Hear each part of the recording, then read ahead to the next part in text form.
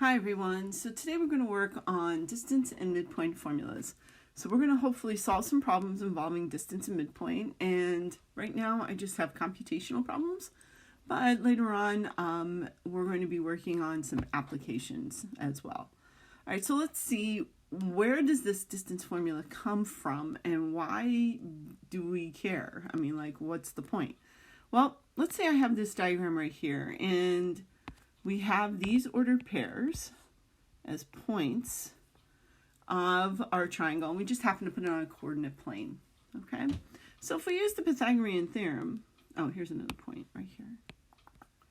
Okay, so remember the Pythagorean theorem says that a squared plus b squared is equal to c squared. And again, this is only for right triangles. Okay, well, according to my picture, d is c squared. Okay, so I'm going to make him d squared. Now the problem is how do I find this distance? Well, it's the difference of the y's. Okay, so y2 minus y1.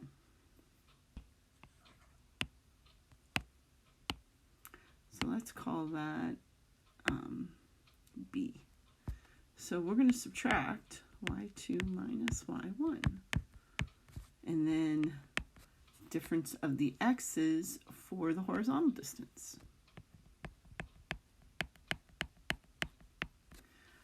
So there we go. There's the Pythagorean theorem. The problem is, okay, so we're trying to figure out the distance or the hypotenuse, so we would square root that. So let me put that first. So it's the difference of the x's squared plus the difference of the y's squared. And that is where the distance formula comes from. It comes from the Pythagorean theorem. And again, this difference between the x's to get that horizontal distance, we can literally count if we wanted to, and the same with the y's, the vertical, because it's just everybody's the same x. The slanted distance, which is the hypotenuse, that's the part that we have to use the distance formula for. So here's our distance formula. Between any 2 points, x1, y1, and x2, y2, is d equals the square root of x2 minus x1 quantity squared and y2 minus y1 quantity squared. All right, so we're going to find the exact and the approximate solution to this distance. Now we can graph it, okay, if you choose to do so.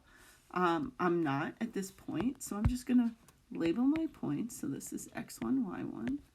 This is x2, y2. So d is equal to difference of the x's.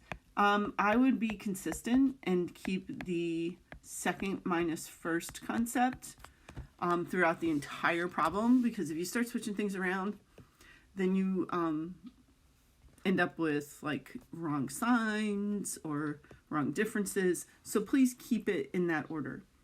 So we're going to do the x2 minus x1, so negative 4 minus 5.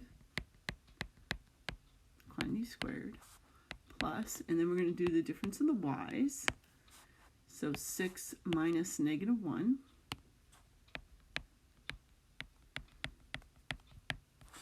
and this is still all underneath our square root sign.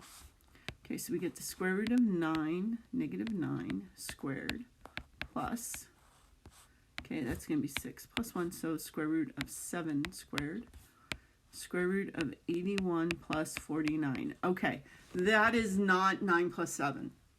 Okay, we can't just individually square root them because of the plus sign. Okay, if they was multiplying, we'd be like, yes. But because it is addition, we are not allowed to do that. That goes against the rules. Okay, so we're going to add those together. Okay, so 130, square root of 130. Okay. He is not being able to break down. Okay, 13 and 10 and 5 and 2. Yep, he has no perfect square roots. Okay, factors rather. So there's our actual distance, 130. And if I come over here and find the approximate, okay, we're going to go to 3 decimal places. So d is equal to 11.402 if I round. Okay, and or the square root of 130. Right, so why don't you pause and try the next one on your own, and I need to find the approximate. Okay, so here's what I got. I actually got 13, and there is no approximate. That's why I didn't find it. So I got 13 as our solution for that.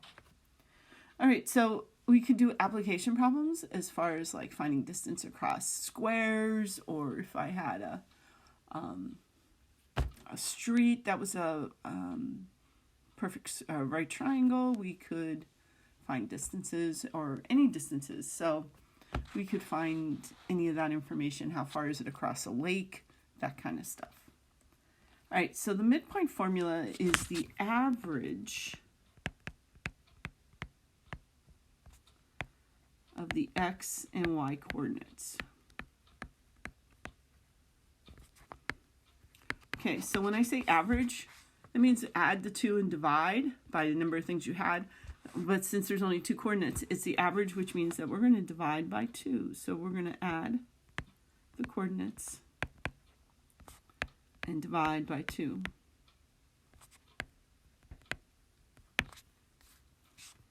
Since there's only two coordinates. Okay. All right, so here's the formal definition.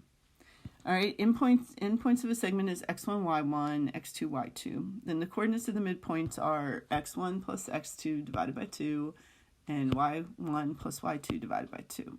Okay, so here's what it looks like. Okay, we're talking about the middle of the line segment. Okay, all right, so here's two coordinates. Now, I would keep it consistent, and x1 plus x2, y1 plus y2.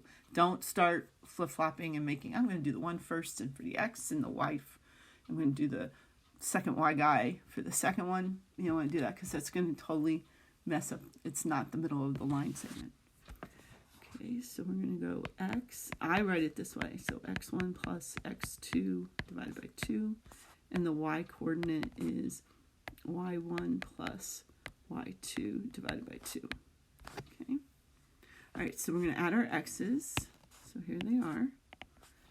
Okay, so negative 2 plus 4 divided by 2.